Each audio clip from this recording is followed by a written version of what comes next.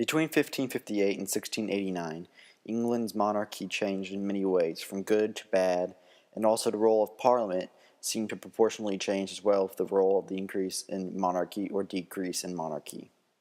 We start our story today with Queen Elizabeth, known as the Virgin Queen. She took over after years of chaos under Queen Mary's rule, in which there was much religious fighting between Catholics and Protestants, who had formed the Church of England, the Anglican Church formed by Henry VIII. Elizabeth used her people skills to make laws passed in the Parliament, which included a law that made the Anglican Church the official religion of England. However, there is very different ways in which people could worship the Anglican Church, some of which were more Catholic, others of which were less Catholic and more simple. All in all, Elizabeth's reign as English Queen was amazing. She got many things passed through Parliament, and she didn't seem to make too many enemies as she did it. That is why I'm giving Elizabeth an A+. One problem with Elizabeth being the Virgin Queen is that she did not produce an heir to the throne. So after she died, the throne was passed to King James I, who at the time was the king in Scotland. Now, James I was perhaps more interested in spending money and improving the lives of himself and his relatives and improving the kingdom of the castle. But this, as you can imagine, generated quite a bit of debt for England. Now, King James didn't really work as well with Parliament as Elizabeth did. In fact, that's an understatement. He believed that the monarch should have absolute right to do whatever that he or she feels is necessary, and that Parliament basically shouldn't have much power or any power.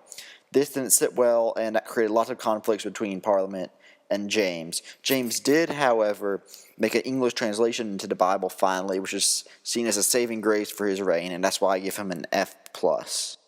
Most English people were relieved when James died and hoped that his son Charles would bring about a positive change.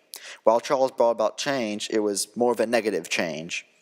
His father would be considered a moderate compared to the monarchist ideas of Charles, who was even more disrespectful and created even more issues back in Scotland and in England.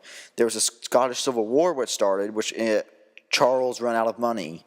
He had several fights with Parliament about whether or not to raise taxes. Parliament wanted an assurance of power, and Charles wouldn't give it to him.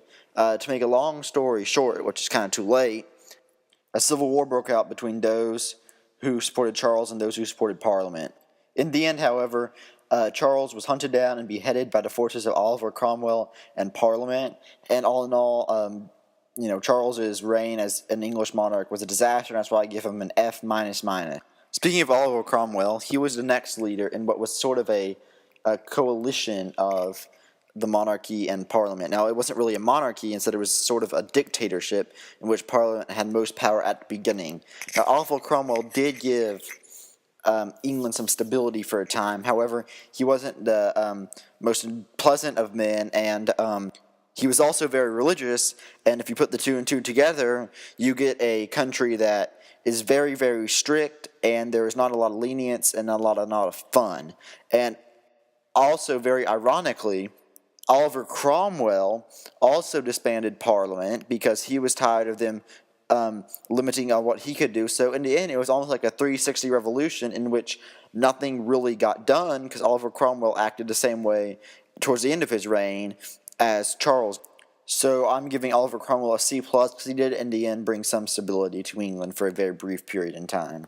So after Cromwell died, England reluctantly passed the throne back to the Stuart family and to the son of Charles I, whose name was Charles II.